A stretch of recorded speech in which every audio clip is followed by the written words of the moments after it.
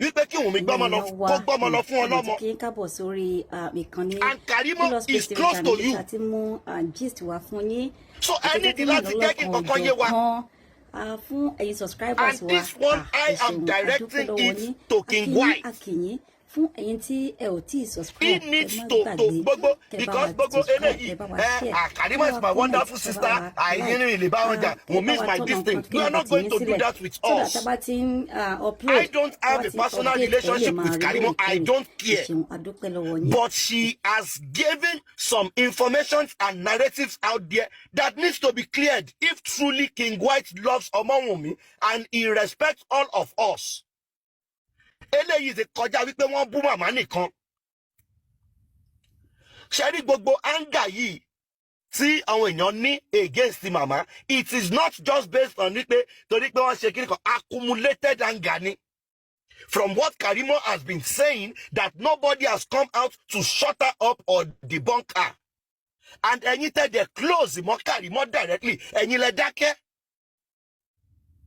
So baby mama ma jáde kan disassociate ara wọn lọ́dọ̀ Karimo kan clear here lórí relationship tó wà láàrin àwọn àti Karimo. Because if Karimo is coming out to say kí Wunmi gbọ́mọ lọ fọ́lọ́mọ, tẹ́yìn jáde ní ìkànnì míì tẹ́ sọ pé ẹ̀yin lẹ lọ́mọ kẹ́ ṣe kíní kan, who is fooling who? And you guys are all friends. Is it that tẹ́ bá ti wọnú ilé tẹ́ bá ti jọ ń sọ̀rọ̀ pẹ̀lú Karimo ẹ máa sọ wípé òun kọ́ ló wípé ẹ mọ̀ pé Mohbad kọ́ ló lọ́mọ, but tẹ́ bá ti wá sórí social media because ẹ mọ̀ pé nǹkan táwọn fẹ́ gbọ́ nìyẹn ẹ sọ pé Mohbad ló lọ́mọ. That is not going to happen. Ṣé rí eléyìí tébù yìí ẹ ti fọ́ already. Tẹ́ bá fẹ́ wá pé díke wípé kán join ní ẹ̀ papọ̀ kò ń ṣe pé ẹ kàn máa ṣe ẹ ní ẹ kàn fẹ́ yọ papọ̀, no, ó ti fọ́ already. Ẹ tún tò dáadáa.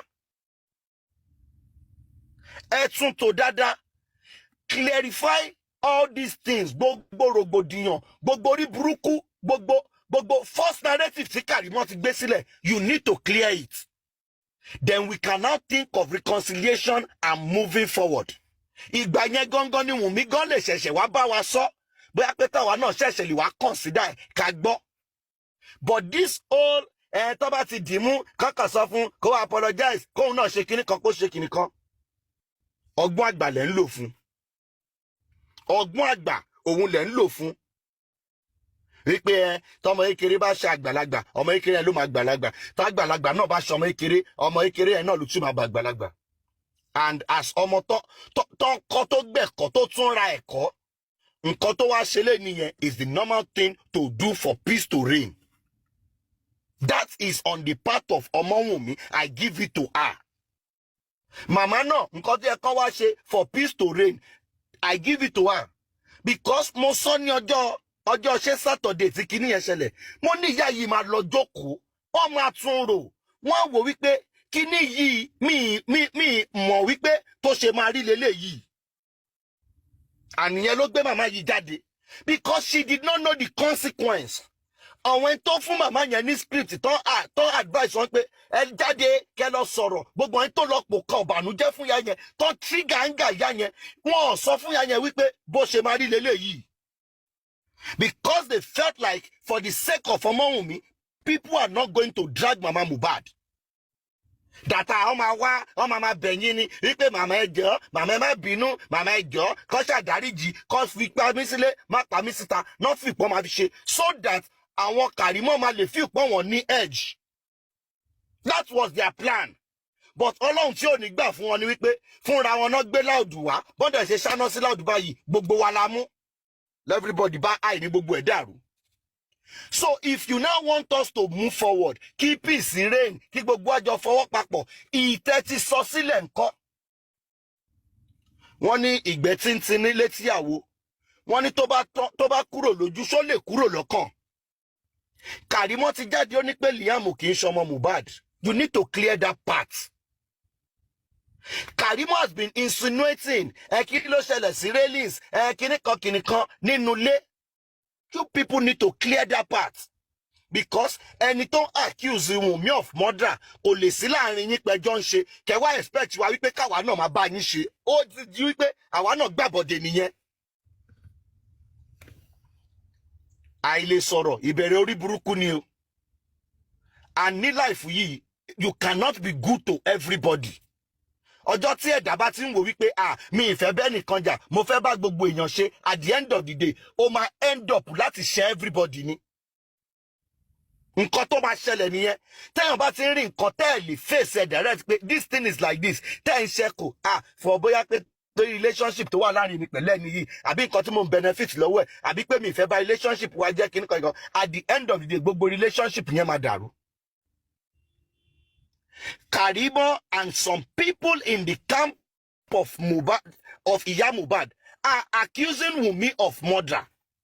You cannot expect us moving forward. Káwá máa wò, káwá máa bẹ̀rù pé kí ni màmá tí wàá sọ lọ́la, ṣé kò ń ṣe pé màá tún lọ sọ fún màmá, kí màmá wá sọ nǹkan mi báyìí, ṣé kò ń ṣe pé kíní kan. That is not it. We need the truth to be out. Kátó wí kátó fọ̀, ṣé bí ẹni yìí ní PA màmá ṣì ń sọ wípé Mohbad fi voice note sílẹ̀ kó tó kú, bó wà lórí fóònù tí Wunmi lọ jí. Bí Wunmi ṣe ń sọ̀rọ̀ lẹ́ǹkan yẹn, kan play ẹ̀, mo ń type sí comment section, Wunmi fóònù tán ló jí ń kọ́. Because ní ìgbà tán sọ wọ́n sọ wípé Wunmi lọ jí fóònù ńlé màmá. Ṣé màmá ṣé lóòótọ́ ni Wunmi lọ jí fóònù ńlé yín? Ṣé lóòótọ́ ni wípé ibi tẹ plug fóònù sí, ẹ wá lọ sí ṣọ́ọ̀rù kẹ tó dé Wunmi ti lọ jí fóònù? Because ọ̀rọ̀ fóònù yẹn náà ó jẹyọ nínú nǹkan tí Ìyábọ̀ sọ. Báwo ni fóònù yẹn ṣe jẹ́? Ṣé lóòótọ́ ni wípé ọ̀rọ̀ ìkẹyìn olóògbé ó wà lórí fóònù wípé evidence ni? Ṣé lóòótọ́ ni? Because if you have not been saying that thing, PA yín Wendy Gold àbí Sami Jojo ò ní jáde lórí social media kó sọ wípé voice note wà tí Mohbad sọ kó tó kú wípé ó dẹ̀ wà lórí fóònù tí Wunmi wá jí ní after 7 months. These are the things Mama will still need to clear. Kò ń ṣe èyí tọkàn lọ yẹn, tọkàn wá ṣe voice note tó fi ránṣẹ́ yẹn, Mama sì máa clear so many things. Kí ni nǹkan tí màmá mọ̀? Information wo ni màmá mọ̀ lórí ikú Mohbad tó jẹ́ wípé wọn ò lè jáde sọ fúnra wọn, tó jẹ́ wípé àwọn àwọn PA wọn, àwọn kinní kan náà ń fún wípé ẹ máa yin síta díẹ̀díẹ̀. Because àwọn nǹkan tí Karimo ń jẹ́ kó yé wa ní kí àwọn information kan wà lọ́wọ́ màmá, tí màmá bá gbé information yẹn lẹ̀, ẹ jọ King White, is it that you are trying to beg màmá? Àbí ẹ ti mú Wunmi lọ bẹ̀ màmá so that information yẹn tó máa jẹ́ kárí justice kò ní jáde? Ṣé nǹkan tẹ́ ń try láti ṣe nìyẹn? Because ẹ lè fi ọwọ́ bo òótọ́ mọ́lẹ̀ o. Níbi tá dé yìí, ẹ lè fi ọwọ́ bo òótọ́ mọ́lẹ̀ mọ́. You will need to come and clear everything. If Wunmi did not steal the phone, màmá máa jáde fúnra wọn, wọ́n á clear ọ̀rọ̀ fóònù yẹn. Bó ṣe clear tèpè yìí, náà máa jẹ́ kí gbogbo ẹ̀ yé wa o. Àwọn ń ṣe side ìdíjò sí that tán bá ti ṣe kíní kan a máa cover kán máa question bàbá, kán máa ṣe nǹkan níbi tá dé yìí tẹ́lẹ̀ ní pé kán máa question màmá, a máa kọ 21 question màmá máa answer o. Lórí ọ̀rọ̀ fóònù, ṣé lóòótọ́ ni Wunmi wá jí fóònù? Ẹ jẹ́ ká fojú àṣebí hàn. Ṣé lóòótọ́ ni wípé Mohbad olóògbé ó ṣe voice note kó tó kú tó wà lórí fóònù yẹn tí Wunmi wá jí? We need to know. We need to know. Ṣé lóòótọ́ ni? Because PA yín Wendy Gold ló wá sọ. Tí ò bá dẹ̀ ń ṣe pé bí a pé wùrùnwùrùn ẹ̀ ti ń lọ wípé ti jọ ń sọ, mi rò wípé ó máa ní confidence yẹn láti wá sọ. Because bó ṣe sọ, he said it comfortably. Tẹ́ bá dẹ̀ fi pé irọ́ là ń pa because ẹ máa ń believe wọn ti yín gidi gan, ẹ máa ń gbé wọn sórí gidi gan. Evidence wà o. Evidence wà níbi tó ti sọ. So ẹ máa ní láti clear yẹn. Ó dé lẹ́ẹ̀kejì.